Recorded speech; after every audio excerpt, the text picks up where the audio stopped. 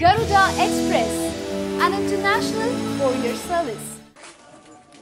నంద్యాల ఎన్నికలు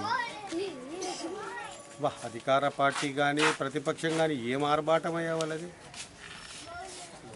బాబా కూలీలను పెట్టి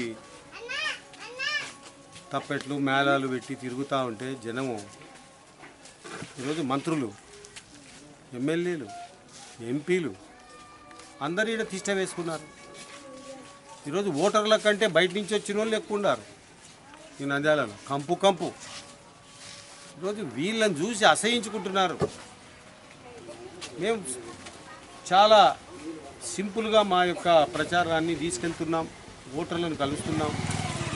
ఈరోజు ఓటర్లకు ఒకటే చెప్తున్నాం, మేము మీ ఓటుతో రాయలసీమను బతికించండి. అందరూ కలిసి గొంతు కోశారు రాయలసీమను. మీరు ఇక్కడ ఓటు వేస్తే అది ఒక పెద్ద ఆయుధం అవుతుంది మాకు పోరాడనికే. నీళ్లు లేవు, మాకు నదులు ఉన్నాయి, మాకు నీళ్ళు ఇయ్యరు.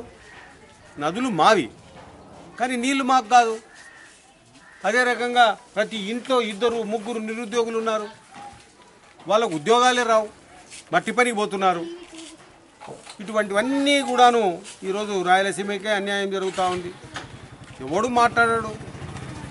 ఆ జగన్ గారు వస్తారు, ఆయన రోడ్ షో అంటున్నాడు, కూలీలను తోలుకొని మందు దాపి బిర్యానీ పొట్లాలు ఇచ్చి డబ్బులు ఇచ్చి వాయన. వీళ్ళు అధికార పార్టీ వాళ్ళు, వీళ్ళు మందు బిర్యానీ డబ్బు.